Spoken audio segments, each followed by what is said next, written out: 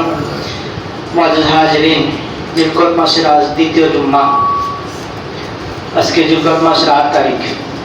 গত শুক্রবার ছিল জিলকদ মাসের 1 তারিখ। আজ জিলকদ মাসের দ্বিতীয় জুম্মা। জুম্মার আলোচনা বিষয় হচ্ছে মাযহাব সম্পর্কে। অত্যন্ত একটি গুরুত্বপূর্ণ বিষয়, বিশেষ করে এই ফিতনার সময়ে যারা আমাদের স্কুল, কলেজ, ইউনিভার্সিটি, বাংলা শিক্ষিত, অর্ধ শিক্ষিত যারা আছেন, তারা বাতিলদের কফর করে নিজের ঈমান এবং আমলকে নষ্ট করতেছে। যদিও আমি শারীরিকভাবে অসুস্থ, তারপরে ভাবলাম যেহেতু একটি গুরুত্বপূর্ণ একটা বিষয়, এটা নিয়েই কিছু আলোচনা করা প্রয়োজন।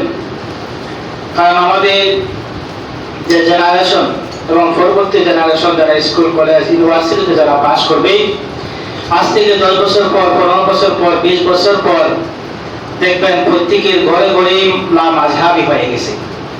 কিন্তু আমরা যা চিন্তাও করতে পারি না। যদিও আমরা সুন্নি, আমাদের পূর্বপুরুষরা তারা আহলে সুন্নাত ওয়াল জামাতের আকীদায় বিশ্বাসী ছিলেন, কিন্তু আমরা আমাদের সন্তানদের ব্যাপারে আমরা এই খোঁজখবর রাখি না। বিদায় সন্তানরা আমাদের আজকে তারা দিন দিন নিজের ঈমান এবং আমলকে তারা নষ্ট করছে। মাযহাব শব্দের অর্থ হচ্ছে পথ। আজকে যে আমরা মসজিদে আসলাম, প্রত্যেকে আমরা কিন্তু পথ দিয়ে আমরা আসছি। পথ ছাড়া কিন্তু এই মসজিদে আসা সম্ভব নয়, ওরা দিয়ে এই মসজিদে আসা সম্ভব নয়। তো মাযহাব শব্দের অর্থ হচ্ছে পথ। যে পথে মুসলমানরা, মুমিনরা যে পথে হাঁটবে, যে পথে চলবে, এই পথ ছাড়া কোন ব্যক্তি মুমিন হতে পারে না, মুসলিম হতে পারে না। সে মুমিন, মুসলিম হতে অবশ্যই পথে সে যাইতে হবে। যদিও আমাদের ইসলাম এক, আমাদের আল্লাহ এক, রাসূল এক, কিন্তু আমাদের মাযহাব হচ্ছে 4টি। অনেকরা কত শিক্ষিত যারা আছে তারা মানুষদের কাছে যুক্তি দেয়, ইসলাম যেহেতু এক, আল্লাহ এক, রাসূল এক, তাহলে মাযহাব কেন 4টি? তার কারণ কি? তার কারণ হচ্ছে, আমি আপনাদেরকে একটা উদাহরণ দিয়ে বলি। মনে করেন আমরা এখান থেকে ঢাকা যাব, কেউ বাসে উঠে ঢাকা যায়, কেউ লঞ্চে উঠে ঢাকা যায়, কেউ রেলগাড়িতে উঠে ঢাকা যায়, কেউ বিমানে উঠে ঢাকা যায়, কিন্তু প্রত্যেকের গন্তব্যস্থান কিন্তু ঢাকা। সে যত ভালো গাড়ির মধ্যে উঠবে, সে তত তাড়াতাড়ি যাবে, তত সুখ স্বাচ্ছন্দ্যে সে যাবে। ঠিক তদ্রূপ ভাবে যদিও ইসলামে আল্লাহ এক, রাসূল এক, কিন্তু আমাদের মাযহাব হচ্ছে 4টি। আর ইসলামের সেই গাড়ি হচ্ছে ইমাম হানাফি মাযহাব, হাম্বলি মাযহাব, মালিকি মাযহাব, আর হচ্ছে শাফিঈ মাযহাব। এই 4টি গাড়ি ছাড়া আল্লাহ এবং আল্লাহ রাসূলকে পাওয়া কখনো সম্ভব নয়। এই পৃথিবীতে শুরু থেকে আজ পর্যন্ত আল্লাহ রাসূলের পরে সাহাবায়ে কেরামের যুগ যখন চলে গেল, যখন তাবেঈনের যুগ আসলো, তখন মাযহাবের প্রয়োজনীয়তা দেখা যায়। আর যত ওলি দরবেশ এই পৃথিবীতে আসেন, প্রত্যেকে মাযহাবের অনুসারী ছিলেন। আমাদের গাউসে পাক আব্দুল কাদের জিলানী রাদিয়াল্লাহু তাআলা আনহু, তিনি হাম্বলি মাযহাবের অনুসারী ছিলেন। আমাদের এই পৃথিবী থেকে বিভিন্ন প্রান্ত থেকে বাংলাদেশে যত ওলি আউলিয়া দরবেশ এসেছেন, শাহজালাল, শাহপরান, আমানত শাহ সহ প্রত্যেকে মাযহাব অনুসারী ছিলেন, মাযহাব অনুসারী ছিলেন। কিন্তু আজকাল কিছু মানুষ, যে বাংলাদেশে আজ থেকে 5 বছর, 5-7 বছর আগে মাযহাব নিয়ে আলোচনা করার প্রয়োজন হতো না, প্রত্যেকেই মাযহাব মানত। মানত, সে বাংলাদেশে আজকে 5-7 বছর ধরে একটা দল পাই হয়েছে লা মাযহাবী, যারা মাযহাব মানে না। স্কুল কলেজ ইউনিভার্সিটি ছাত্ররা তারা বুখারী শরীফের একটা কিতাবের অ্যাপস ডাউনলোড দিয়ে বাংলা বুখারী পড়ে পড়ে তারা ফতোয়া দিচ্ছে। নাউজুবিল্লাহ। মনে করেন আমি ইমাম সাহেব, আমি জ্বরের জন্য কি ওষুধ খাইতে হয়, গ্যাস্ট্রিক হলে কি ওষুধ খাইতে হয় আমি জানি, ডায়রিয়া হলে কি ওষুধ খাইতে হয় আমি জানি। তখন আমি ইমাম সাহেব যদি বলি যে আমি একজন পরিপূর্ণ একজন ডাক্তার হয়ে গেলাম, তাহলে কি এটা হবে? হবে না। কারণ আমি যদি এই জ্বরের ওষুধ, গ্যাস্ট্রিকের ওষুধ, ডায়রিয়ার ওষুধ আমি যদি মুখস্থ করে আমি যদি ওষুধ দিয়ে দিই, তাহলে রোগীর সুস্থ হওয়ার পরিবর্তে সে অসুস্থ হবে। আমাদের মধ্যে এই ধরনের কিছু ডাক্তার আছে যারা সামান্য কিছু ওষুধের নাম মুখস্থ করে হয় যে আমি পরিপূর্ণ একজন ডাক্তার, আর সেই ডাক্তারের বয়ান আমরা মুসলমানরা হা করে আমরা শুনছি। সেই ডাক্তারের বয়ান আমরা মুসলমানরা তার আলোচনা আমরা হা করে শুনছি। যে ব্যক্তি ডক্টর জাকির নায়েক, সে একজন ডাক্তার, সে কোনো আলিম নয়। মাযহাবের বিরুদ্ধে এই উপমহাদেশের মধ্যে, ইউটিউবের মধ্যে, ফেসবুকের মধ্যে মানুষদেরকে যে বিভ্রান্তি করেছে, মানুষের ঈমান আমল নষ্ট করেছে ডক্টর জাকির নায়েক, সে একজন ডাক্তার, সে কোনো আলিম নয়। আমি যদি কয়েকটা ওষুধের নাম মুখস্থ করে যদি ডাক্তার হয়ে যায়, তাহলে তো সরকার এত টাকা ব্যয় করে বড় বড় মেডিকেল কলেজ, বিশ্ববিদ্যালয় প্রতিষ্ঠা করার কোনো প্রয়োজন নাই। আমি যদি কিছু বাংলা কিতাব পড়ে যদি আমি আজকে স্কুল কলেজ ইউনিভার্সিটির ছাত্ররা, এই আবু তাহা আদনান, আমি নাম ধরে আমি বলতে পারি, সে কোনো মাদ্রাসায় কোনোদিন সে মাদ্রাসায় লেখাপড়া করে নাই, কলেজে সে লেখাপড়া করেছে, বাংলা কিতাব পড়ে পড়েছে, আজকে সে ফতোয়া দিচ্ছে। দেখছেন আমাদের একজন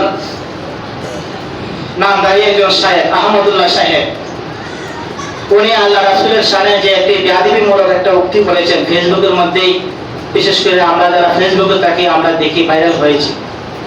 ওনার অন্ধভক্তরা ওনাকে প্রমোট করছে, ওনাকে সমর্থন দিচ্ছে। যখন আমাদের সুন্নি জামাত আলেমরা যখন তারা চ্যালেঞ্জ দিল, সে বাহাসে, সে মোকাবেলা আসতে সে রাজি হয় নাই। গত রাত্রেই সে ভুল স্বীকার করে সবার কাছে মাপ চেয়ে সে একটা স্ট্যাটাস দিয়েছে। সে বলেছিল যে আল্লাহ রাসূল সাল্লাল্লাহু তাআলা আলাইহি ওয়াসাল্লাম প্রথম নবী নন। নাউজুবিল্লাহ। সে বলছিল আল্লাহ রাসূলের 40 বছর কালে আল্লাহ রাসূলকে নবুয়ত দেওয়া হয়েছে, এর আগে তিনি নবী ছিলেন না। নাউজুবিল্লাহ। যখন আমাদের আহলে সুন্নাত ওয়াল জামাতের আলিমরা তারা কিতাব নিয়ে বাহাস করতে চাইলেন, তখন সে বাহাসে না এসে সে একটা ভুল স্বীকার করে স্ট্যাটাস দিয়েছে। এক ঘন্টা পরেই সে এই স্ট্যাটাসটা সে কেটে দিয়েছে, হয়তো তাদের অন্ধভক্তের কারণে, সেই ভিউ বানানোর জন্য, ভক্ত বানানোর জন্য। কিন্তু আল্লাহ এবং আল্লাহ রাসূলকে মহব্বত করে নয়, সে টাকা ইনকামের জন্য কিছু আবুল তাবুল কিছু কথাবার্তা বলে মানুষের ঈমান এবং আমলকে নষ্ট করতেছে। আল্লাহ রাসূল সাল্লাল্লাহু তাআলা আলাইহি ওয়াসাল্লাম বলেন, কুনতু নাবিয়্যা ওয়া আদামু বাইনাল মাই ওয়া তিন। আদম যখন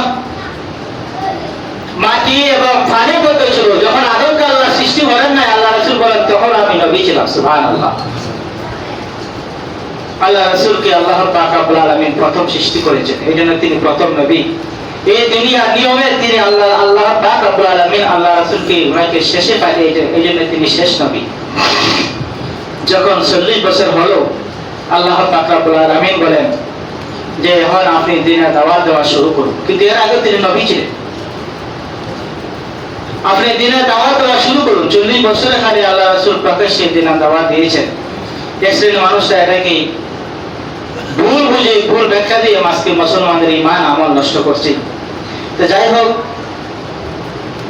আমাদের কিছু স্কুল কলেজ ইউনিভার্সিটি কিছু অর্ধশিক্ষিত কিছু মুসলমান আছে যারা বাংলা কিতাব পড়ে বাংলা বুখারী শরীফ ডাউনলোড করে মানুষদেরকে দুই একটা হাদিস বলে বলে মানুষের ঈমান আমল নষ্ট করতেছে। ইমাম বুখারী রাহমাতুল্লাহ আলাইহি বলেন যে আমার কাছে 1 লক্ষ সহিহ হাদিস আছে,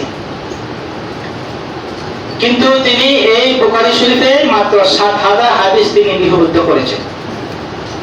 বাকি 93,000 তিনি হাদিস তিনি লিপিবদ্ধ করার তিনি সুযোগ পান নাই।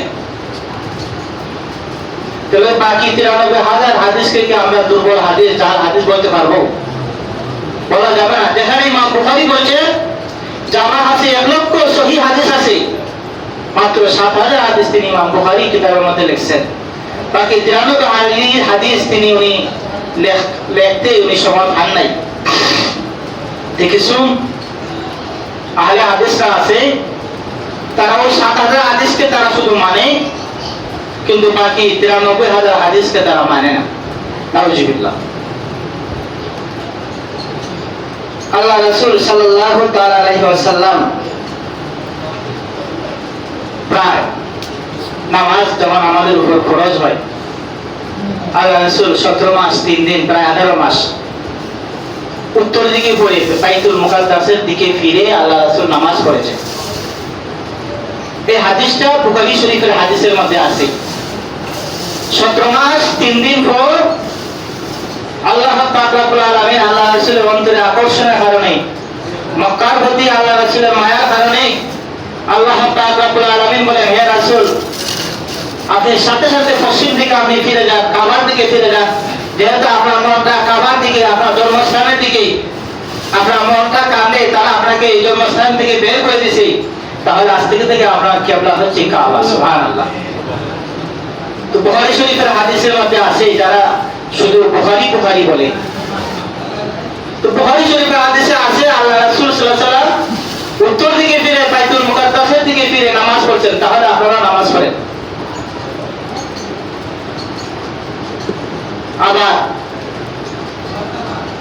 এখন যদি প্রশ্ন করি যে আপনি কেন এই হাদিসকে মানেন না, তখন তারা জবাব দিবে এই হাদিসটা আল্লাহ রাসূল আগে বলছেন, আর পশ্চিম দিকে ফিরে কাবা দিকে ফিরে যে নামাজ পড়তাম এটা আল্লাহ রাসূল পরে বলছেন। দুইটাই কিন্তু বুখারী শরীফের হাদিস। তাহলে তারা যেহেতু আল্লাহ রাসূল প্রথম বলছেন যে তোমরা উত্তর দিকে ফিরে নামাজ পড়ো, পরবর্তীতে বলছে তোমরা পশ্চিম দিকে ফিরে নামাজ পড়ো, তারা প্রথম কথাটাকে তারা গ্রহণ করে নাই।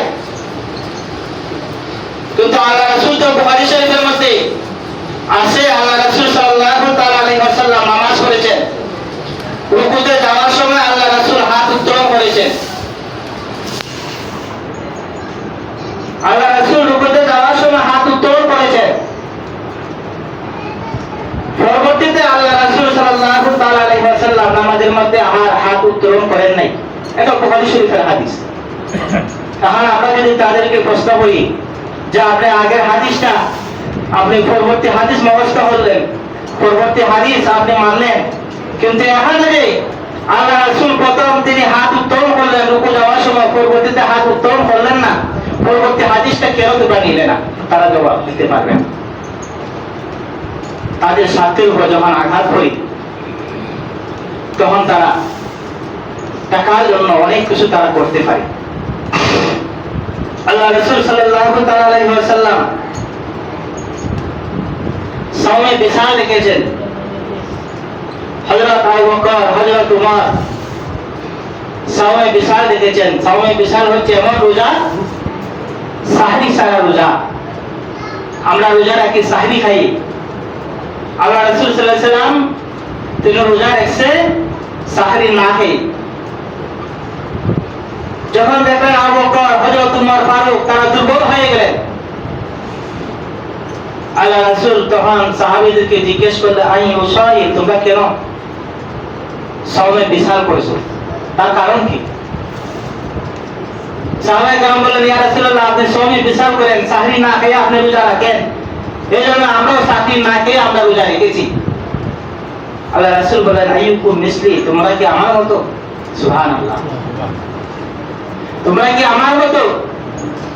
আমি যখন সাহরি যখন খাই না, ইউ প্রেরিং রব্বি ওয়া ইউসকি, আমি যখন চাকরি যখন হয় না তখন আমার আল্লাহ আমাকে খাওয়ায়, সুবহানাল্লাহ।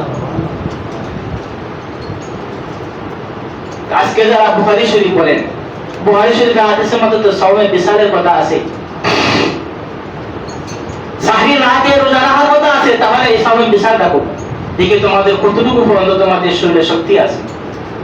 কিন্তু তারা এই সাওমে বিসাল তারা রাখতে তারা নারাজ। তাহলে বোঝা গেল তারা বুখারী শরীফও তারা মানে না। যারা বুখারী বুখারী বলে তারা বুখারী শরীফও মানে না। কিন্তু বুখারী শরীফের যে মেন কিতাব, এই মেন কিতাবের মধ্যে কিন্তু যে জবর ফেস নাই। যদি আজকে ইউনিভার্সিটি যে ছেলেরা আজকে ফতোয়া দিচ্ছে যে মাযহাব মানা হারাম, যারা স্কুল কলেজ ইউনিভার্সিটিতে পড়ে যারা ফতোয়া দিচ্ছে যে মাযহাব মানা হারাম, আমরা যদি তাদেরকে জিজ্ঞেস করি যে আল্লাহ রাসূল সাল্লাল্লাহু তাআলা আলাইহি ওয়াসাল্লাম সাওমে বিসাল রেখেছেন, তাতে যদি আমরা বুখারী শরীফের মেন কিতাব যে আছে, আমার ঘরের মধ্যে বুখারী শরীফের 30 পারা, আমার মেন ঘরের মধ্যে আমার ঘরের মধ্যে 30 পারা আছে, যদি আমরা যদি বলি যে তাহলে তুমি বুখারী শরীফের একটা হরফ ছাড়া তুমি পড়ো, কিন্তু তারা পড়তে পারবে না। বাংলা কিতাব পড়ে কোনো ব্যক্তি আলিম হতে পারে না। আলিম হতে হলে মেন কিতাব পড়তে হবে, হরফ ছাড়া পড়তে হবে, উর্দু পড়তে হবে। আর শুধু বাংলা কিতাব পড়ে পড়ে আজকে মানুষদেরকে ঈমান আমল যদি আমরা নষ্ট করি, আজকে দেখেন আজকে মানুষরা রমজান মাসে আসলেই গত বছর ধরে তারা বলছে যে তারাবি করার জন্য, এই বছর থেকে তারা বলতেছে যে তারাবি না করলেও সমস্যা নাই, নাউজুবিল্লাহ। আমি বলছিলাম যে এক সময় তারা এসে বলবে যে তারাবি নামাজ না পড়লেও সমস্যা নাই, কিন্তু এই বছর থেকে তারা বলতেছে যে তারাবি নামাজ না পড়লেও সমস্যা নাই, নাউজুবিল্লাহ। আরো অনেক বিভ্রান্তিকর কথাবার্তা আজকে আমাদের সন্তান যারা বাহিরে যারা লেখাপড়া করে, বিশেষ করে যারা টাচ মোবাইল ব্যবহার করে, ওদের প্রতি আমরা একটু খেয়াল রাখতাম যে তারা এগুলোর মধ্যে ওই সমস্ত অর্ধশিক্ষিত মানুষের ধোকায় পড়ে কিনা। যদি পড়ে আমি তাকে বোঝাতাম, যদি না পারি তাহলে আমাদের কাছে আনবেন, আমরা তাকে বিষয়টা বুঝিয়ে বলবো। কিন্তু প্রাথমিক অবস্থায় যদি আমরা যদি খেয়াল না রাখেন, পরবর্তীতে যদি হয়ে যায় তাহলে কিন্তু আফসোস করা ছাড়া কিছু থাকবে না। আজকে স্কুল কলেজ ইউনিভার্সিটি ছেলেরা তারা চায় নামাজ না পড়ে কিভাবে থাকতো। তারা যখন শুনছে তারাবি নামাজ না পড়লেও সমস্যা নাই, তারা এটাকে গ্রহণ করেছে। তারা তো এমনি নামাজ পড়তে চায় না, আর যারা নামাজ পড়ে তাদের উপর মিথ্যা অপবাদ দেয়, জিনার অপবাদ দেয়। যারা নামাজ পড়বে জোর হয়ে, যারা নামাজ পড়বে জিনা করা, জোর হয়ে নামাজ পড়া, তারা বলতেছে নাউজুবিল্লাহ। বিভিন্ন অপবাদ তারা দিচ্ছে, কিন্তু তারা কোনো দলিল, এর পক্ষে কোনো তারা দলিল তারা দাঁড় করাতে পারে না। ইসলামের যে কোনো কথা বলতে হলে দলিলের প্রয়োজন। আল্লাহ পাক রব্বুল আলামিন আল্লাহ পাক রব্বুল আলামিন বলে, ইয়া আইয়ুহাল্লাযিনা আমানু, হে ঈমানদারগণ, আতিউল্লাহ, তোমরা আল্লাহকে অনুসরণ করো, ওয়া আতিউর রাসূলা, তোমরা আল্লাহর রাসূলকে অনুসরণ করো, ওয়া উলিল আমরি মিনকুম, তোমাদের মধ্যে যারা জ্ঞানী তাদেরকে অনুসরণ করো। সুবহানাল্লাহ। এক শ্রেণীর মানুষ আছে বলে শুধু আল্লাহকে মানবো, রাসূলকে মানবো, কিন্তু আলিমকে মানবো না, ইমাম সাহেবদেরকে মানবো না, মাযহাবের ইমামদেরকে মানবো না। তো আল্লাহ বলছে ওয়া উলিল আমরি মিনকুম, আল্লাহকে মানতে হবে, রাসূলকে মানতে হবে, মাযহাবের ইমামদেরকে মানতে হবে। কারণ কোরআনে সবকিছু সমাধান নাই, শুধু ইঙ্গিত দেওয়া। হাদিসে সবকিছু সমাধান নাই, শুধু ইঙ্গিত দেওয়া। মনে করেন আপনি কোনো মাযহাব মানেন না, ফজরের নামাজ গেলেন মসজিদে পড়তেন, ইমাম সাহেব 2 রাকাত ফজরের নামাজ 2 রাকাত পড়া শুরু করে দিল, ইমাম সাহেব 2 রাকাত শুরু করে দিল। এখন কি করতে হবে? এটা কোরআনও নাই, হাদিসও নাই, শুধু ইঙ্গিত দেওয়া। এর জন্য মাযহাবের ইমামদের কাছে যাইতে হবে। আমাদের হানাফি মাযহাবের ইমাম, ওনার ফতোয়া হচ্ছে যদি মনে করো ফজরের নামাজ তুমি ধরতে পারবে, তাহলে তাড়াহুড়া করি শুধু ফরজ এবং ওয়াজিবগুলো আদায় করে তাড়াহুড়া করি 2 রাকাত ফজরের সুন্নাত আদায় করে জামাতে শামিল হয়ে যাবে। আর যদি 2 রাকাত সুন্নাত পড়ার যদি সুযোগ না হয়, তাহলে সূর্য ওঠার পরে 2 রাকাত সুন্নাত কাজা হিসেবে করতে হবে। কিন্তু এটা তো মাসালা, কোরআনও নাই, হাদিসও নাই, শুধু ইঙ্গিত দেওয়া। কোরআন নাই বলতে আর আল্লাহ তো বলছেন কোরআনটা হচ্ছে আল-ইয়াউমা আকমালতু লাকুম দীনাকুম, আল্লাহ কোরআনটাকে আল্লাহ পরিপূর্ণ করছেন, ইসলামটাকে আল্লাহ পরিপূর্ণ করছেন, শুধু ইঙ্গিত দেওয়া। আল্লাহ বলছেন নামাজ 5 ওয়াক্ত ফরজ, কিন্তু নামাজটা কিভাবে পড়তে হবে এটার জন্য যুদ্ধ আমরা হাদিসে যাইতে হবে, মাযহাবে ইমামদের কাছে যাইতে হবে। শুধু ইঙ্গিত দিয়েছেন যে আল্লাহ খামসা নামাজ 5 ওয়াক্ত নামাজ ফরজ, কিন্তু 5 ওয়াক্ত নামাজ ফরজ কিভাবে করব, কিভাবে রুকু করব, কিভাবে সিজদা করব, ওয়ারকাউ ওয়াসজুদ, আল্লাহ বলছেন তোমরা রুকু করো সিজদা করো, কিন্তু রুকু কিভাবে দিব, সিজদা কিভাবে দিব এটা কোরআনে সুস্পষ্ট হবে না, শুধু ইঙ্গিত দেওয়া। এটার জন্য আমরা যাইতে হবে হাদিসে, এটার জন্য যাইতে হবে মাযহাবে ইমামের কাছে। আল্লাহ পাক রব্বুল আলামিন যেন আমাদের প্রত্যেককে যেন আল্লাহ সঠিক বুঝ দান করেন, এবং প্রত্যেকে অনেক আছে সুবিধার জন্য বিদেশ যখন যায় তখন সে শাফি মাযহাব মানে, আবার দেশে যখন আয় তখন কিছু যে মাস 1.5 মাস শাফি মাযহাব মানে, তখন আবার হানাফি মাযহাব শুরু করি। এটা কিন্তু হবে না, হয় শাফি মাযহাব মানতে হবে, না হয় হানাফি মাযহাব মানতে হবে। বিশ্বের যে কোনো প্রান্তে যান আমাদের যে মাযহাব নির্দিষ্ট করে একটি মাযহাব মানতে হবে। আর নির্দিষ্ট করে কারণ ফাসআলু আহলে যিকর, এই আয়াতের মধ্যে আল্লাহ পাক রব্বুল আলামিন মাযহাব বানাইতে আল্লাহ পাক রব্বুল আলামিন ওয়াজিব করেছেন। ওয়াজিব তরক করলে কি নামাজ হবে? ওয়াজিব তরক করলে নামাজ হবে না। কেউ যদি বলে যে আমি এই বিদেশে যখন আসি তখন শাফি মাযহাব মানলাম, দেশে আইলাম হানাফি মাযহাব মানলাম, তখন নামাজ হবে না। এই যে কোনো একটি মাযহাব মানতে হবে, নিজের সুবিধা মতো ইসলামকে ব্যবহার করা যাবে না। যারা আমরা খেয়াল রাখতাম, আল্লাহ পাক রব্বুল আলামিন যেন আমাদের প্রত্যেককে আল্লাহ সঠিক বুঝ দান করেন, আমাদের সন্তান পরবর্তী জেনারেশন যারা আছে প্রত্যেককে যেন আল্লাহ আহলে সুন্নাত ওয়াল জামাতের আকীদার উপর আল্লাহ কায়েম ও দায়েম রাখেন। আমরা সবাই আমিন। ওয়া আখিরু দাওয়ানা আলহামদুলিল্লাহি রাব্বিল আলামিন।